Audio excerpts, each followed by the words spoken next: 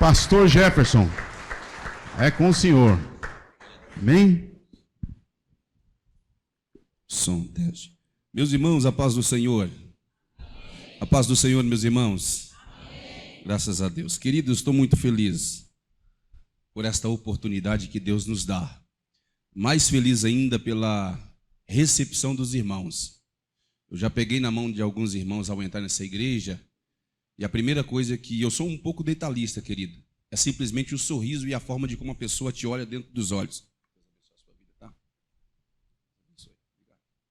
Muito obrigado pela recepção. Continue assim.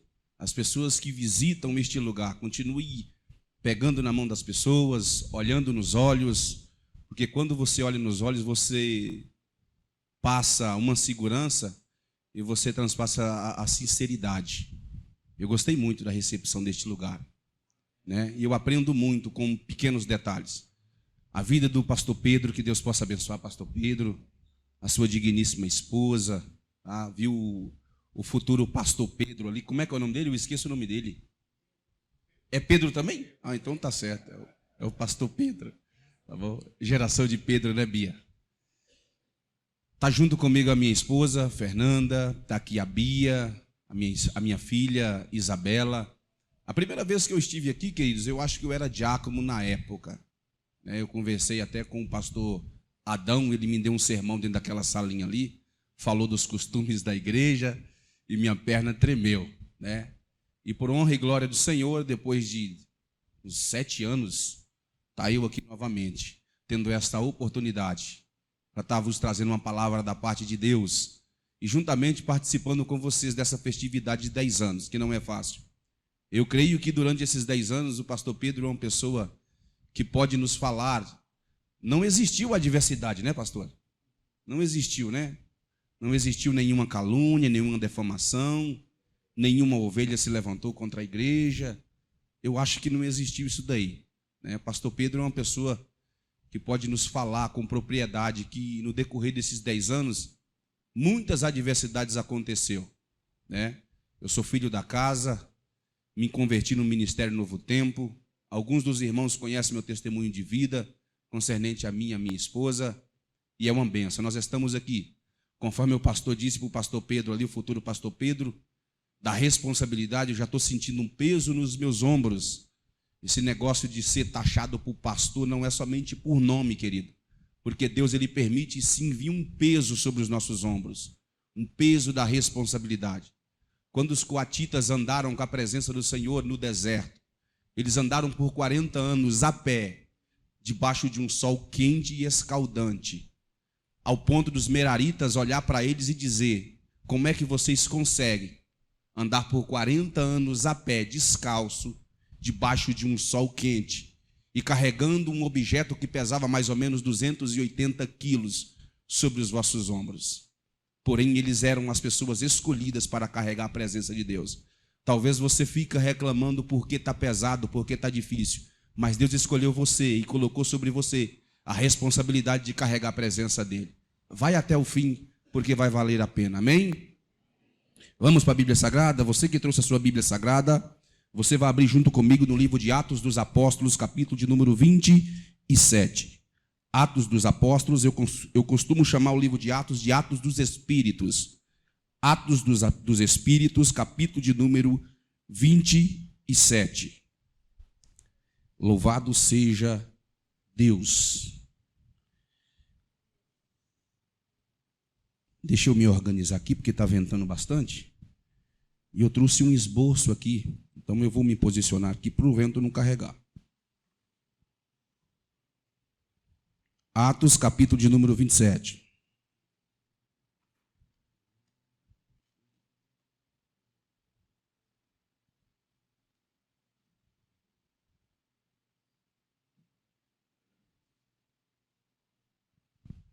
É culto de Santa Ceia. E daqui a pouco a palavra vai ser lida, nós vamos participar do corpo e do sangue de Cristo da cruz. Quantos acharam? Diga amém. Atos capítulo 27, nós vamos ler a partir do versículo de número 21. Nós vamos ler o versículo 21, 22, 23, 24, 25 e também o 26. Versículo 21 diz assim: havendo já muito que não se comia, então Paulo, pondo-se em pé no meio deles, disse: for na verdade razoável, ó varões, ter me ouvido a mim e não partirmos de Creta.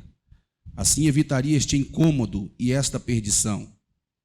Mas agora vos admoesto a que tenhais bom ânimo, porque não se perderá a vida de nenhum de vós, mas somente o navio.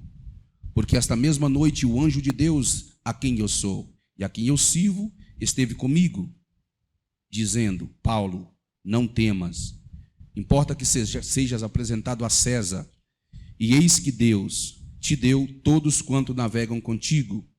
Portanto, ó varões, tende bom ânimo, porque creio em Deus que há de acontecer assim como a mim foi dito, e contudo é necessário irmos dar em uma ilha. Amém, queridos? Me dão a sua atenção, eu prometo aos irmãos que eu vou usar de introdução no mínimo 25 minutos. Depois já vou entrar com uma aplicação. Mas eu preciso da tua atenção para você entender esses 25 minutos de introdução. Depois segue a aplicação. E depois que nós aplicarmos, já passo a direção ao pastor Pedro e nós vamos participar dessa Santa Ceia e celebrar com alegria esses 10 anos. Preste atenção e olhe para cá. O capítulo 27 do livro de Atos dos Apóstolos trata-se do ano 59 depois de Cristo. É o período onde Paulo está sendo preso na cidade de Rossalim, em Jerusalém. E quando Paulo é preso na cidade de Rossalim, em Jerusalém, a história diz que o mesmo vai ser levado para ser julgado pelo Sinédrio. O que eu acho interessante é que no capítulo 27 e o ano 59, talvez vai ser um dos piores períodos que Paulo está vivenciando sobre esta terra, porque ele está sendo julgado pela cúpula religiosa, que um dia ele mesmo pertenceu. O Sinédrio, ele é composto por 72 cadeiras, sendo que somente 71 dessas cadeiras eram ocupadas. A cadeira central, que ficava entre Anás e Caifás, a história diz que a mesma era purificada, pois representava Moisés e a lei. Por essa cadeira representar Moisés e a lei, ninguém era digno de se assentar na mesma. Existiam 71 líderes religiosos que se colocaram de pé, estava com sangue nos olhos, julgando Paulo, com a intenção de crucificá-lo como Cristo ou apedrejá-lo como Estevão. Mas só que Paulo está angustiado, Paulo está triste, Paulo está abatido, porque quando Paulo escreve a segunda carta aos Coríntios, conhecida também como a carta dolorosa ou a carta sangrenta, o mesmo vai dizer que sofreu fome, sede, frio, nudez, passou por perigos, passou por salteadores, foi traído pelos irmãos de nação, foi traído pelos irmãos da igreja, foi aprisionado, foi apedrejado, foi dado como morto. Porém, o período que ele está passando agora em Atos dos Apóstolos, capítulo de número 27, vai ser um dos piores períodos da sua vida, porque a batalha de Paulo, ela não é física, mas sim psicológica. O que eu acho interessante aqui, queridos, prestando atenção neste texto que nós acabamos de ler, é que quando Paulo se formou na Universidade de Hillel, para quem não sabe, dentro de Jerusalém existia duas grandes universidades. A primeira universidade se chamava Prisília. A segunda universidade se chamava Hillel. Para quem não sabe, Hillel era pai de Simeão. Simeão era pai de Gamaliel. Gamaliel era neto do fundador da Universidade Judaica. Essa Universidade Judaica que vai doutrinar Paulo por 18 longos anos da sua vida. E vai ser aos pés de Gamaliel que Paulo vai crescer, tanto no conhecimento quanto também na sabedoria. Mas por que Paulo está angustiado, pastor? Porque Paulo está diante de 71 líderes religiosos. E essas 72 cadeiras, um dia Paulo se assentou nela para julgar. Porém agora ele está de pé e se tornou réu. Mas o interessante é que esses 71 que está olhando para Paulo com muito ódio, cresceram junto com ele e adquiriram conhecimento e ao mesmo tempo sabedoria. Estão olhando para ele com a finalidade de crucificá-lo como Cristo e ao mesmo tempo apedrejá-lo como Estevão. Mas só que Paulo sabia que o desejo de Cristo era que o mesmo fosse para Roma para ser martirizado. Tanto que Paulo vai apelar para César.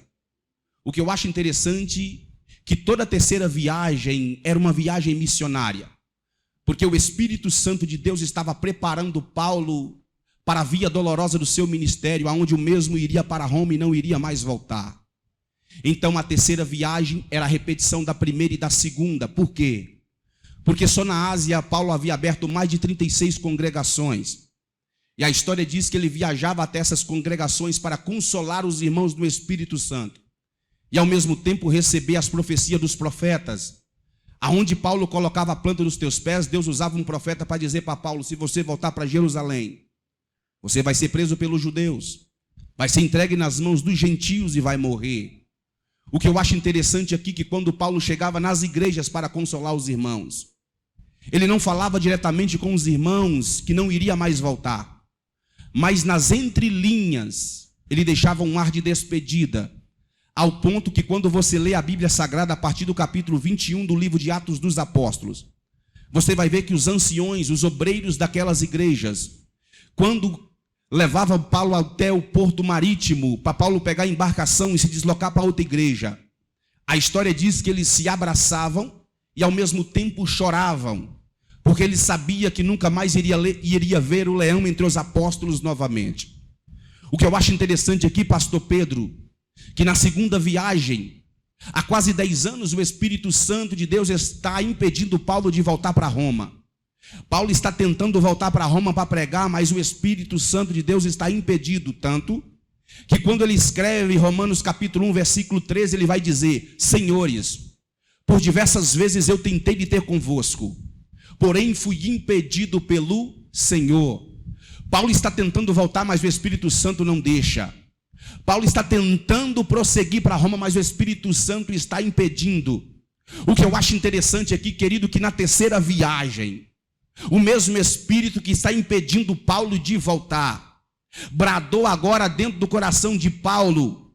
Parece que o Espírito Santo está tendo um contraponto ou um paradoxo, que o Espírito que há quase 10 anos impedia Paulo de voltar para Roma, deu um grito dentro do coração de Paulo, mandando ele se apresentar a César.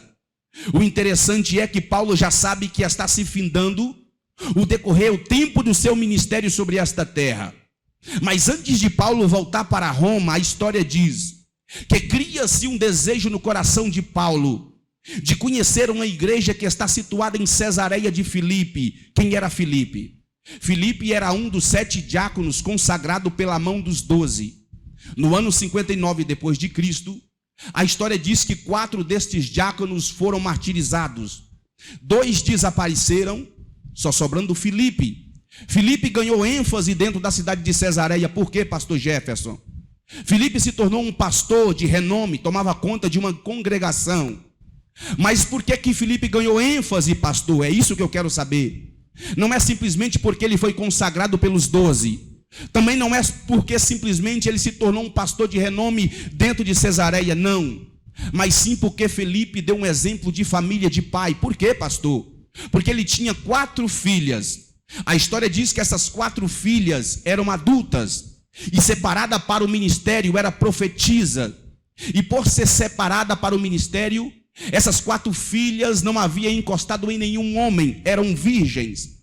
Então tudo isso chamou a atenção de toda a cidade de Cesareia. E chamou a atenção também de Paulo, a ponto de Paulo viajar até Cesareia para conhecer a família de Filipe e também a congregação. A história diz que quando Paulo vai se deslocar para a cidade de Cesareia, na porta da cidade, a história vai dizer que toda a cidade vai parar. Não era como nos dias de hoje com redes sociais. Hoje nós conseguimos acessar o Facebook, o Instagram, o Twitter, e nós conseguimos observar a forma de como um pregador prega, principalmente um pregador que vai visitar esta igreja para participar dessa festividade.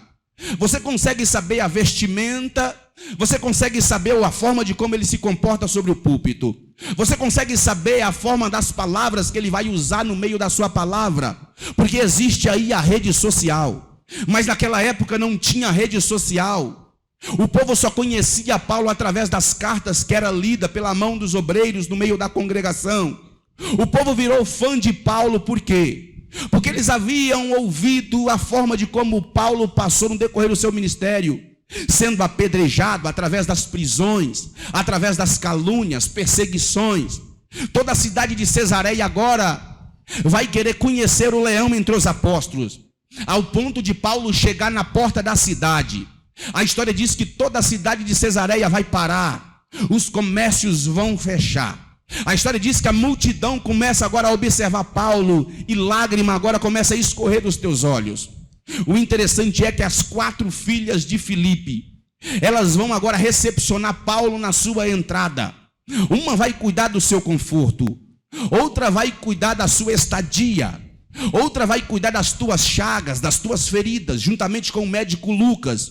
O interessante é que neste momento Paulo está se sentindo em casa. Neste momento Paulo está se sentindo como rei. Mas o interessante é que tudo que é bom dura pouco. Por quê, pastor? Porque o Espírito Santo de Deus vai até Jerusalém e vai incomodar um homem por nome de Ágabo. Ágabo era um profeta, era um dos 70 discípulos descrito no livro de Lucas. O que eu acho interessante é que Ágabo, no capítulo de número 11, no verso de número 28, ele é um profeta que vai profetizar fome sobre a terra. E essa fome trouxe a escassez de água, pão e cevada. O que eu acho interessante aqui, querido, que o Espírito Santo vai bradar no coração de Ágabo, dizendo: Ágabo, você vai até a Cesareia de Filipe. E quando você chegar em Cesareia de Filipe, você vai encontrar um homem por nome de Paulo. E quando você encontrar este homem por nome de Paulo, diga a ele para não vir para Jerusalém, porque se ele vir para Jerusalém, ele vai ser preso pelos judeus, vai ser entregue na mão dos gentios e vai morrer. O que eu acho interessante aqui, pastor Pedro, que Deus está dando uma profecia de peso sobre o ombro de que tem peso para falar, ou glória. Deus está dando uma profecia de peso sobre o ombro de quem tem peso para falar. Isso aqui é terrível. O interessante é, querido, que Ágabo vai pegar o seu bordel de profeta e vai andar 38 quilômetros até a cidade de Cesareia de Filipe. O mais interessante é que quando ele chega na porta da cidade, alguns irmãos de Cesareia olham e vai ver Ágabo. Já conhece a fama do profeta, sabe que quando o profeta abre a boca alguma coisa vai acontecer. Todos estão perplexos, todos estão trêmulos. Eles olham para Ágabo, alguém vai se levantar e vai dizer: é de paz a tua vinda, profeta. O interessante é que Ágabo não responde nada, continua em silêncio. Outro vai gritar no meio da multidão: é de paz a tua vinda, profeta. De repente Ágabo olha para a multidão e vai dizer: aonde está Paulo? Ô glória! Quando Ágabo fala aonde está Paulo, o interessante é que o medo, o temor, o desespero vai tomar conta de todos da cidade de Cesareia. Por quê, pastor Jefferson? Porque Paulo era um foragido da justiça. César procurava Paulo para martirizá-lo.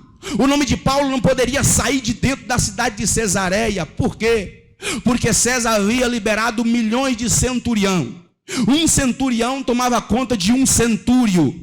Um centúrio é o equivalente a 100 soldados. César havia liberado centenas de centurião. Imagine comigo, um centurião tomando conta de um centúrio. Era milhares de soldados à procura de Paulo. Se César descobrisse que Paulo estava dentro da cidade de Cesareia, poderia haver uma guerra. E sangue de pessoas inocentes poderiam ser derramado. É por isso que eles ficaram perplexos e com medo. É por isso que eles ficaram aprisionados, apreensivos. Por quê? Ao mesmo tempo, alguém vai pegar Ágabo e vai levar até a casa de Filipe. E quando Ágabo chega na porta da casa de Filipe, o que eu acho interessante aqui, querido, que na porta da entrada da casa, a casa de Filipe, existe muitas pessoas, estão assentados no chão, estão observando Paulo ser usado pelo Espírito Santo de Deus. O interessante é que quando ele chega na porta, ele vai meter a mão atrás da porta, vai retirar um cinto, vai amarrar as mãos, vai amarrar os pés, e vai olhar na multidão dentro daquela casa e vai dizer: o dono deste cinto vai ser preso pelos judeus, vai ser entregue na mão dos gentios e vai morrer. Ô glória! Você não deu glória porque você não entendeu. Vou tentar simplificar para você. Ô glória. Isso daqui é cultura judaica, amados. O judeu naquela época, querido, quando acordava pela manhã, que ia trabalhar na lavoura, o que eu acho interessante, que quando ele amarrava e afivelava a ciloura do teu cinto, o cinto para o judeu tem uma grande representatividade, porque representa um cinto afivelado, um cinto amarrado para o judeu representa trabalho, garra, hombridade e dignidade. A história diz que o judeu trabalhava o dia inteiro na lavoura. A história fala que quando chegava a tarde, que ele vinha embora para casa descansar, ele desamarrava o cinto na frente da sua família, ele retirava o cinto, pendurava atrás da porta, porque a mensagem que ele queria passar para sua família é: eu vim descansar do meu fardo diário, ô glória. Mas perceba que dentro da casa de Filipe não existia somente um cinto, existia muitos homens que trabalhavam no campo, que estavam sentados no chão ouvindo Paulo pregar. Atrás da porta não existia somente um cinto, mas sim centenas de cintos, ao ponto de Ágapo colocar a mão atrás da porta, retirar um cinto, amarrar os pés, amarrar as mãos e dizer: o dono deste cinto vai ser preso pelos judeus, vai ser entregue nas mãos dos gentios e vai morrer, ô glória. O que eu acho interessante é que as 4 filhas de Filipe, as 4 juntas ao mesmo tempo, vai gritar: Paulo não. Quando ela grita Paulo não, o temor entra dentro daquela casa, ao ponto de todos se desesperarem, ao ponto de todos começaram a chorar. A tristeza vai assolar aquela casa. O interessante é que quando Paulo vê o semblante da multidão decair, o mesmo se coloca de pé e vai dizer: não entristeçai-vos com as vossas lágrimas, porque eu não estou somente preparado para padecer, mas sim para morrer, se for necessário, porque a morte para mim é um lucro, ô glória. Agora preste atenção e olhe para cá. Sabe por quê? Porque Paulo também entristeceu, porque antes da profecia, antes da notícia ruim de Paulo chegar, o povo gavava. Antes da notícia da derrota de Paulo se manifestar, o povo batia no ombro de Paulo e dizia: Paulo, quero pregar igual a você. Paulo, quero liderar igual a você. Paulo, quero ter bom testemunho igual a você. Porém, quando a notícia ruim se manifestou, acabou a admiração. Antes da notícia ruim se manifestar, o povo admirava. Mas depois que a notícia ruim do ministério de Paulo se manifestou, acabou a admiração. Ô glória. Agora preste atenção e olhe para cá, porque Paulo, olhando para Lucas, vai dizer: Lucas, vamos embora daqui, porque a profecia de Ágapo trouxe tristeza para esta casa. O interessante é, querido, que Paulo agora vai ser acompanhado até o porto marítimo, aonde os irmãos vão abraçar Paulo e ao mesmo tempo chorar. Eles vão fazer uma oração. A história diz que Paulo vai entrar dentro de um barco, e dentro deste barco, sem falar nada com ninguém, ele vai prosseguir para Jerusalém. E quando ele vai descer no porto de Jerusalém, a história diz que existe um homem com o braço encruzado. O mesmo está olhando para Paulo, vai levantar o dedo na cara de Paulo e vai dizer: se você voltar para Jerusalém, você vai ser preso pelos judeus, vai ser entregue nas mãos dos gentios e vai morrer. Paulo engole seco, prossegue viagem. A história diz que chegando em Jerusalém, ele vai raspar a tua cabeça para não ser reconhecido, mas mesmo assim vai ser reconhecido. O que eu acho interessante aqui, queridos, que ele vai ser preso pelos judeus, ele vai ser entregue sim nas mãos dos gentios, porque a história vai falar que quando é levado para ser julgado pelo Sinédrio, como um cidadão romano, ele vai apelar para César. O que eu acho interessante é que quando Paulo apela para César, Jerusalém não quer problema com Roma. Por quê? Porque Roma naquela época era um poder bélico poderoso que existia, era se comparando com a Rússia nos dias de hoje. O que eu acho mais interessante aqui, queridos, que Jerusalém vai entregar Paulo na mão de um homem que se chamava Júlio, da corte Augusta. É Júlio que vai pegar Paulo, vai colocar Paulo dentro de um barco. Porém, Paulo é um prisioneiro, porém é um prisioneiro liberto. Como assim, pastor? Paulo era o único homem que, estando aprisionado, não existe algemas das tuas mãos, não existe algemas dos teus pés, porém ele está sendo colocado dentro de um barco para ser levado para Roma. O interessante é que antes de chegar em Roma, a história diz que eles vão visitar algumas igrejas. Júlio vai deixar Paulo ainda ministrar, se despedir de algumas igrejas, porque Júlio já conhecia Paulo. O interessante é que quando Paulo agora vai chegar num lugar chamado Creta, é neste lugar, por volta das meia-noite, Paulo está descansando. A história diz que ele está doente e com febre.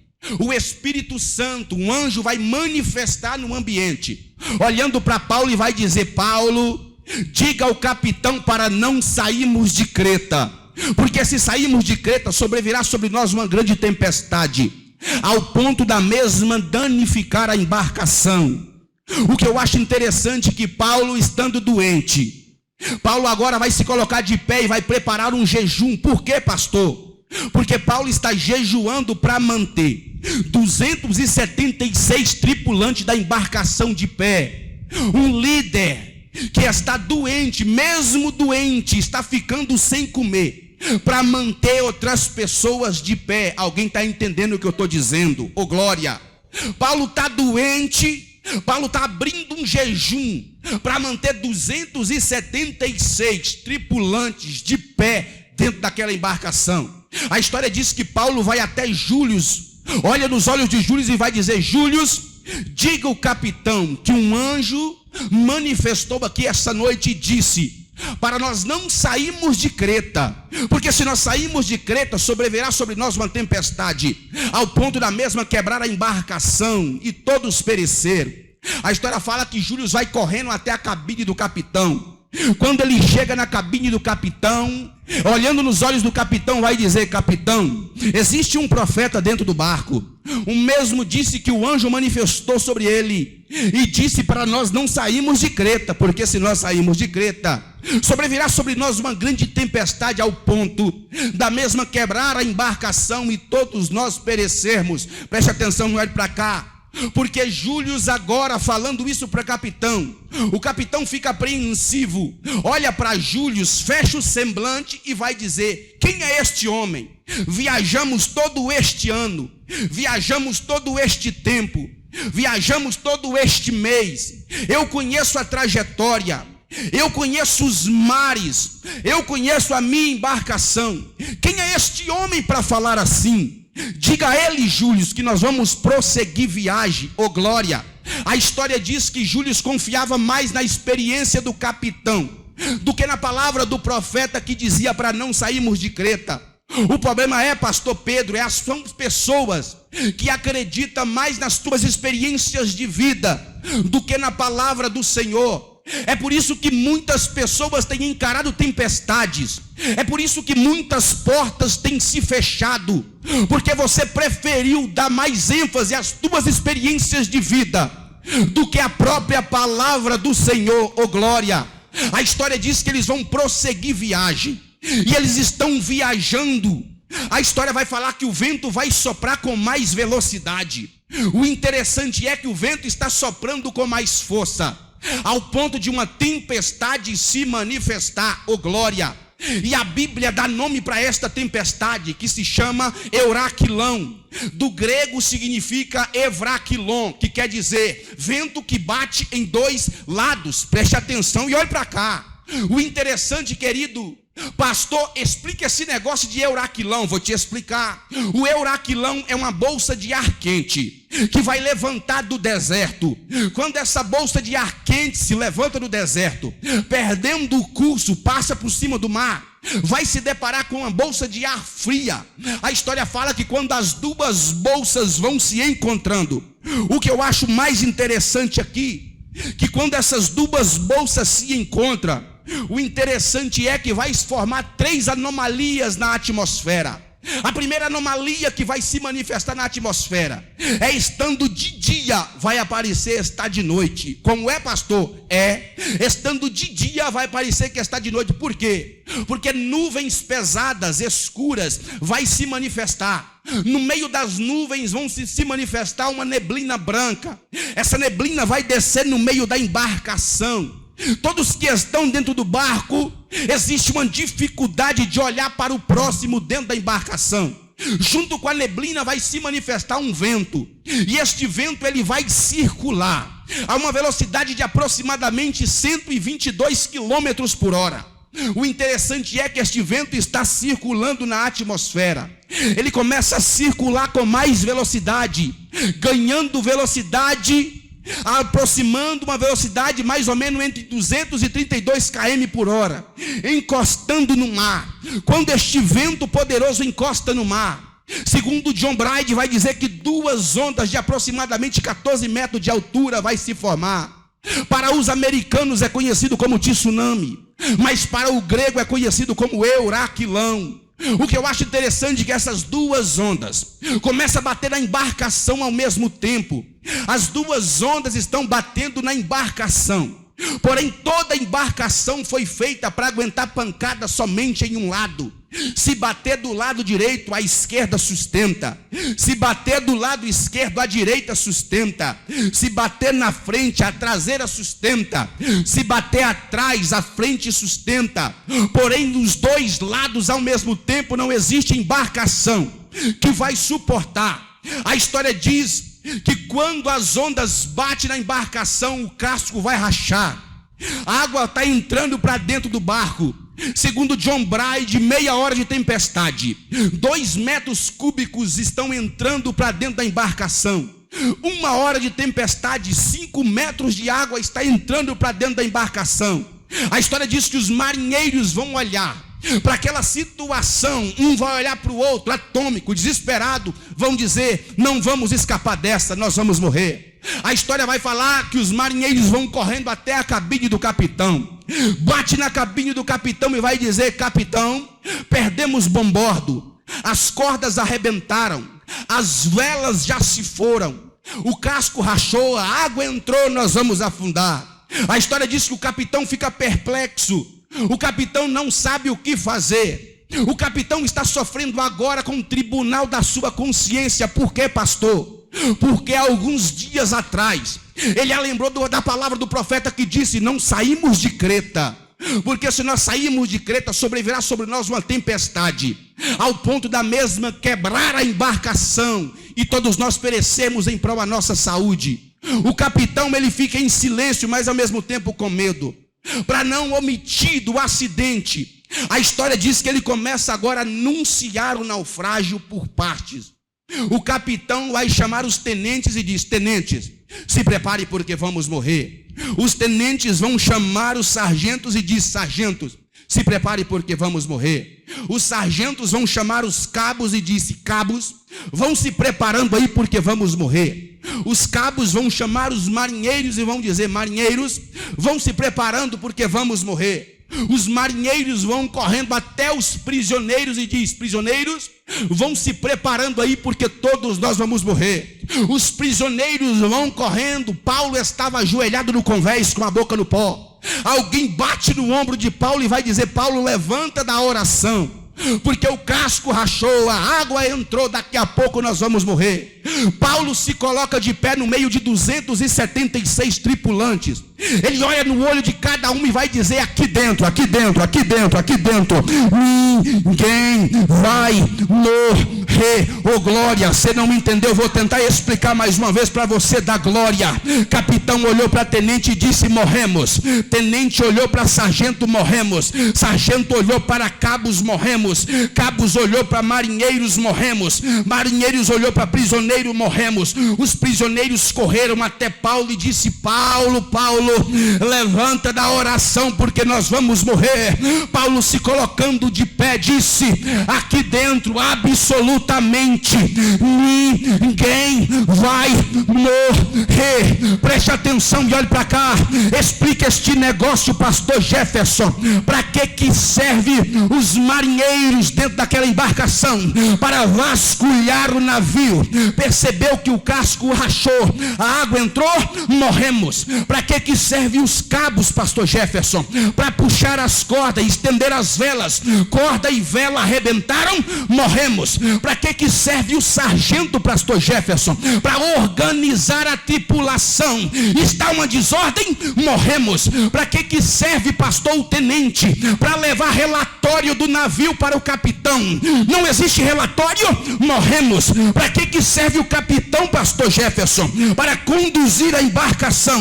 A embarcação já perdeu o controle, morremos. O que eu não entendo, pastor Pedro, se quem se formou na embarcação, se quem sabe tudo a respeito de navio, está dizendo que não tem mais jeito, está dizendo que acabou, está dizendo que todos vão morrer. O que um fazedor de tenda, que conhece somente de linha e de agulha, está dizendo que ninguém vai morrer? Sabe por que Paulo se colocou de pé e está dizendo que ninguém vai morrer? Porque Paulo não anda por vista, mas Paulo anda por fé. E quem anda por fé não é teleguiado pela má notícia. Quem anda por fé não é teleguiado pela catástrofe do momento, mas quem anda por fé confia naquele que opera no passado, opera no presente, opera no futuro. É por isso que Paulo se colocou de pé e disse: a embarcação pode até rachar, mas aqui dentro ninguém morre.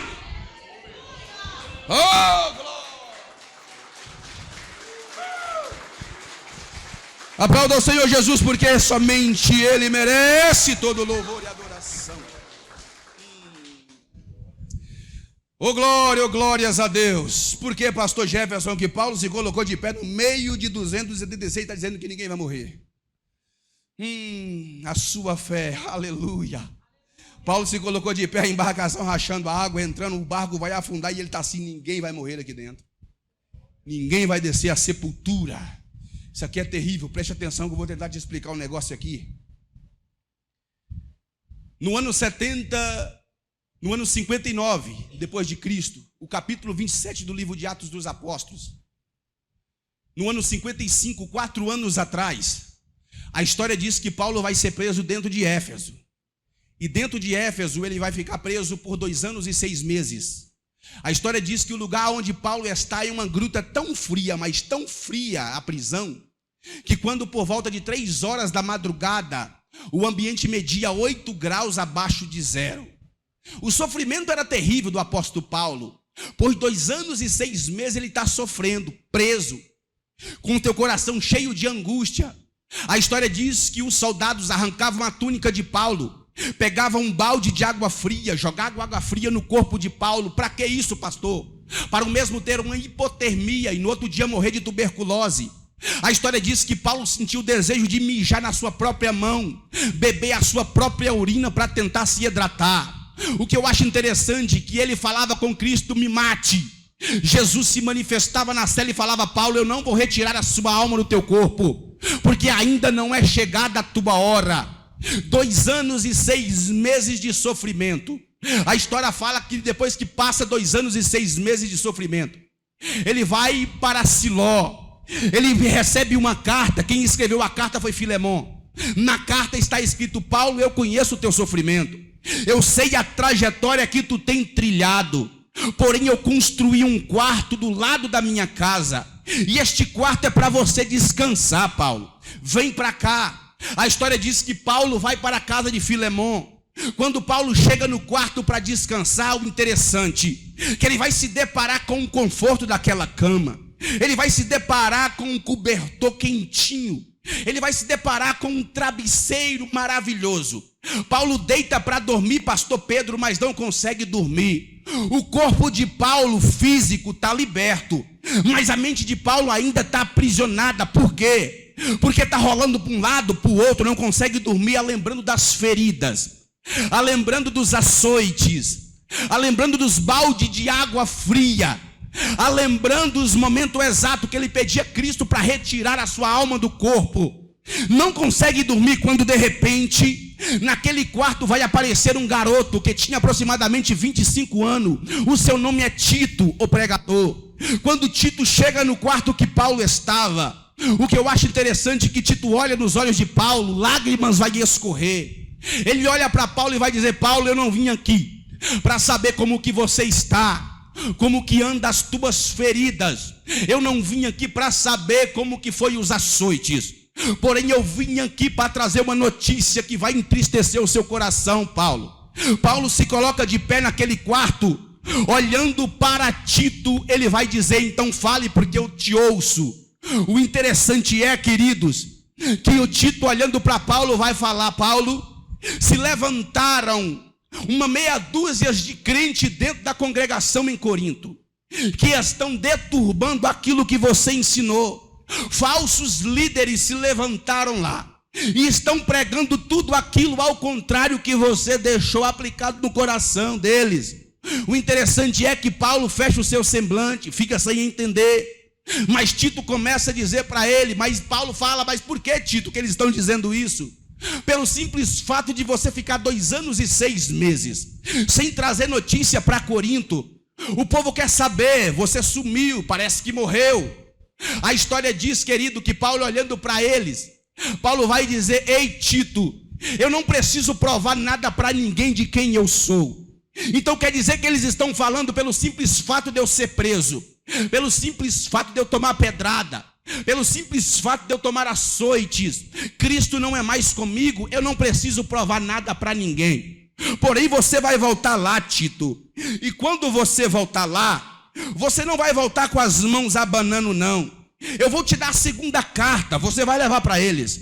Mas espera aí, Paulo, e essa segunda carta, o que eu faço com ela?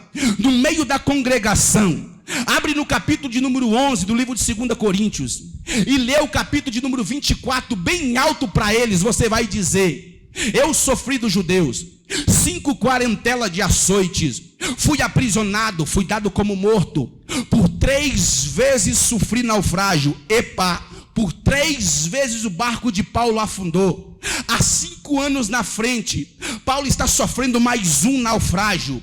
Há 5 anos atrás, ele está sofrendo 3. Há 5 anos na frente, ele está sofrendo mais um. É por isso que capitão olhou para tenente e disse: morremos.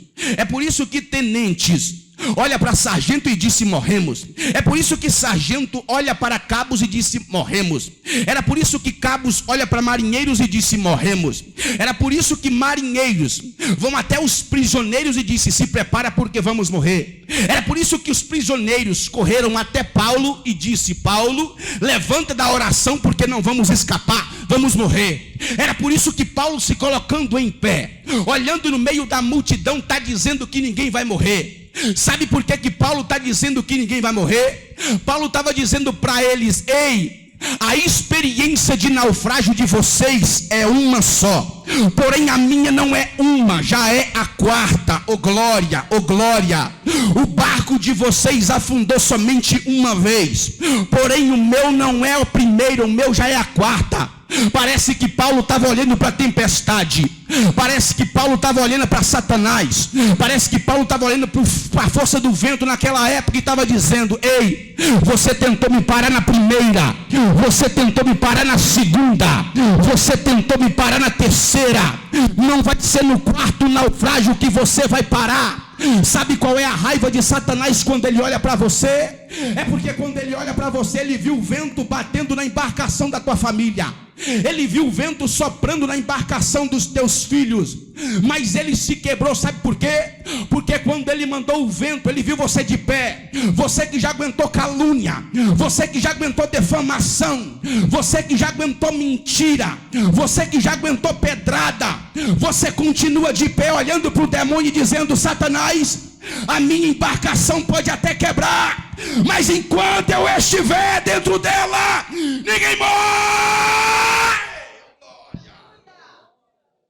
Oh, glória, oh, glória, oh, glória, oh, glória, oh, glória. Ninguém morre, ninguém vai morrer. Alabaracel. Pastor Jefferson, por que Paulo está dizendo isso? Quero entender, a embarcação afundou ou não afundou? Aleluia. Deus olhou para Paulo e disse: Paulo, eu confio 276 tripulantes sobre a tua vida. Já é 7h29, se coloca sobre os vossos pés. Se coloca sobre os vossos pés. Outro dia eu venho para concluir, mas eu vou aplicar um negócio bem interessante aqui para você entender. Já vai dar 7h30. Se eu prosseguir mais aqui, vai ficar gostoso, mas eu vou ter um pouquinho de tempo a mais. E o pastor Pedro não vai deixar eu voltar de novo. Oh, glória. Olha para cá, para me concluir a aplicação aqui. Por quê, pastor? Deus havia incumbido sobre as costas de Paulo a responsabilidade. Tu vai cuidar de uma tripulação. Porém, a tripulação que Paulo estava cuidando, queridos, olha aqui para mim, olha aqui para mim. Dentro daquela embarcação existiam pessoas que não aprovavam o ministério de Paulo. Existiam pessoas que duvidaram do chamado de Paulo. Oh, glória, aleluia. Mas espera aí, pastor, a embarcação está rachando, a água está entrando, o barco vai afundar, todos nós vamos morrer. A história diz que um dos sargentos, ele vai ameaçar pular do barco. Paulo disse: se pular vai morrer. Se pular não tem como Deus guardar. Deus disse para ficar todo mundo dentro do barco. Mas espera aí, Paulo, está rachada, a água está entrando, a embarcação está afundando, nós vamos morrer. Vamos pular, mais fácil pular, nadar e sobreviver. Não, vai afundar. Mas continua dentro do barco. É ordenança de papai. Papai mandou ficar dentro do barco, afundando, fica lá dentro, fica lá, porque papai tem uma estratégia. E dentro daquela embarcação, querido, como eu havia dito, existia 276 tripulantes, pessoas que não acreditaram no ministério de Paulo. E Deus colocou sobre a tua vida pessoas que não acreditam no chamado que Deus tem sobre a sua vida. Mas Deus colocou sobre o seu ombro porque Ele quer que você cuide. E é mesmo assim, pastor Pedro, muitas das vezes a gente está cuidando de pessoas rebeldes que ainda duvidam do chamado de Deus sobre as nossas vidas.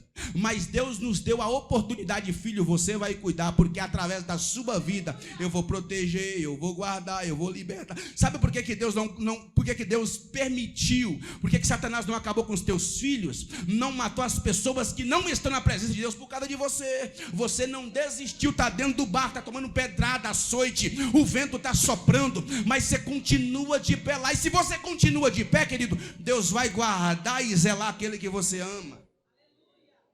Segura aí. A história diz que a embarcação vai afundar. A embarcação afunda, todos ficam desesperados. O que eu acho interessante aqui é que os objetos vão flutuar. Quando os objetos flutuam, o que eles fazem? Vão subir sobre esse objeto. Paulo vai dar ordenança. Cada um segura na mão de cada um. Eles vão dar a mão.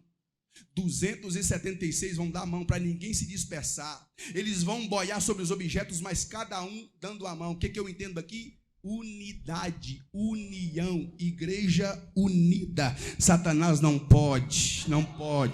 Igreja que dá a mão, Satanás não pode. A família que é unida, Satanás não pode. A história diz que eles deram a mão, aí sim eles nadaram até a ilha de Malta.